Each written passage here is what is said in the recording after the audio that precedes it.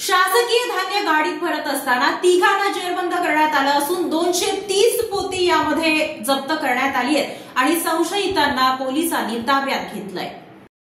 अन्नधान्य वितरण अधिकाऱ्यांनी ज्या वाहनाला धान्य वाहतुकीचा परवाना दिला त्यात धान्य भरून आणले आणि वाटेत खासगी वाहनात भरताना सदर बाजार पोलिसांनी तिघांना जेरबंद केले आहे। न्यायालयाने त्या तिघांना 1 दिवसाची पोलीस कोठडी ठोठावली असून तांदळाची 230 पोती काळ्या बाजारात नेली जात होती असा पोलिसांना संशय आहे। वरिष्ठ पोलीस निरीक्षक अजित लकडे तपास करत आहेत। शासनाकडून दरमहा गोरगरीब लाभार्थ्यांना स्वस्तात धान्य दिले जाते। शासकीय गोदामात साठवलेले धान्य परवानाधारक वाहनातून रेशन धान्य दुकानांना पुरवठा केले जाते, पण रामवाडी येथील शासकीय धान्य गोदामातून 4,60,000 रुपयांचे धान्य भरून घेतले। त्यावेळी तेथील मुनीम राहुल तुळशीराम गंगावणे यांच्या सांगण्यावरून वाहन चालक अलाउद्दीन गुलाबसाब शेख याच्याकडे शासकीय धान्य वाहतुकीचा परवाना नसताना देखील त्याने त्याच्या टेम्पोमध्ये ते धान्य भरले। तत्पूर्वी ते धान्य गंगाधर नवलिंग खोबरे याच्या परवानाधारक वाहनात भरले होते।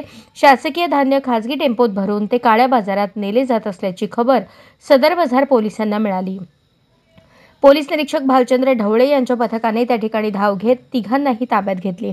पोलिसांनी टेम्पो चालकाकडे परमिट मागितले, पण त्याच्याकडे ते नव्हते।